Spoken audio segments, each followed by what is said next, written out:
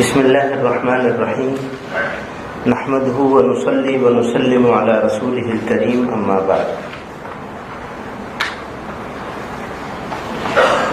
ہمارے بزرگوں نے، ساتھیوں نے یہ فیصلہ کیا کہ آپ حضرات کی خدمت میں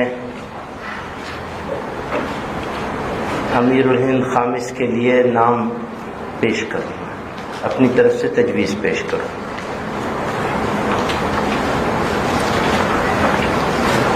ابھی مفتی سلمان صاحب امارت شرعیہ ہند کی ضرورت، اہمیت اور افادیت، ان تین چیزوں پر روشنی ڈال رہے تھے۔ مولانا کی بات سنتے ہوئے میرے ذہن میں یہ خیال آیا کہ اس وقت ملی ضروریات میں سے ایسا مجھے محسوس ہوا کہ ملی ضروریات جو ہیں بہت ساری ہیں، لیکن اگر ہم ان میں اولیت ڈھونڈنا چاہیں تو مجھے ایسا لگتا ہے کہ یہ کام اگر اولیت والے تین کام ڈھونڈے جائیں تو ان میں یہ ضرور شامل ہوگا۔ اولیت کے تین کاموں میں، افضلیت کے تین کاموں میں یہ ضرور پہلے، دوسرے، تیسرے کسی نمبر پر ہوگا۔ پہلا تو مشکل ہے کہنا، اس لیے کہ لوگ اور دوسرے، جو آدمی جس فیلڈ میں کام کر رہا ہوتا ہے اس کو اولیت اس کے ذہن میں رہتی ہے، تبھی کام کر بھی سکتا ہے۔ تو ایک بات تو یہ ہے، اگر میں اس کو دیکھتا ہوں اس طرح سے کہ موجودہ حالات سے، تو مسلمانوں کے معاشرے کا جو بگاڑ ہے، اس معاشرے میں مردوں کے جو حالات ہیں عورتوں کے ساتھ، اور عورتوں کے جو حالات ہیں مردوں کے ساتھ، وہ کافی خرابی کی انتہا اور عروج پہ پہنچے ہوئے ہیں۔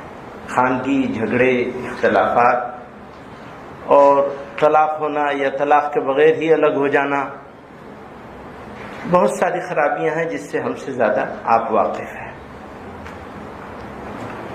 تو اس ادارے کی جو ضرورت ہے وہ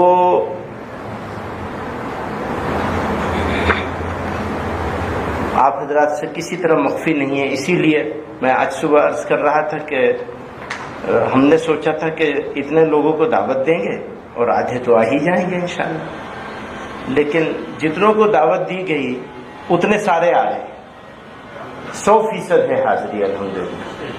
بہت احتیاط سے دعوت دی، کم سے کم کرنے کی کوشش کی گئی، اور یہ خیال تھا کہ بھیڑ نہیں اکٹھی ہونی چاہیے، 50 کی اجازت ہے اور 100 کچھ کو دعوت دیں گے، 50 آ جائیں گے، بس ہمارا کام ہو جائے گا۔ تو ابھی تو دل میں ڈر پیدا ہو گیا کہ خدا جانے کیا ہو کیا نہ ہو، اللہ میں عافیت سے اس کو پورا کروا دے اور جلدی سے پورا کروا دے اس اجلاس کو۔ ہمارے بیچ میں حضرت قاری عثمان صاحب رحمۃ اللہ علیہ کے وصال کے بعد ہی سے اس پر بحث ہو رہی تھی، تو ہمارے بیچ میں موجود شخصیات میں سب سے باوقار اور باوزن،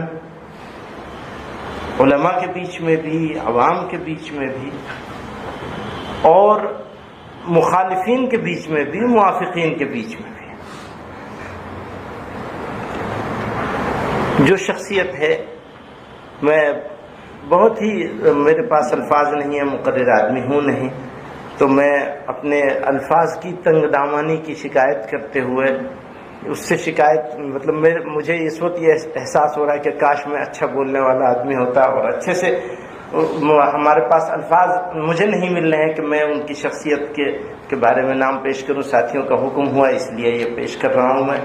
حضرت مولانا سید ارشد مدنی صاحب دامت برکاتہم صدر جمعیت علماء ہند کا، کہ ان کو اپنا اگلا امیر ہم لوگ منتخب کر لیں۔ جزاک اللہ۔ سامعین، ہر ویڈیوز کی اپڈیٹ کے لیے ہمارے چینل ارشاد الاسلام کیرانہ کو بھی سبسکرائب کریں۔ شکریہ، جزاک اللہ۔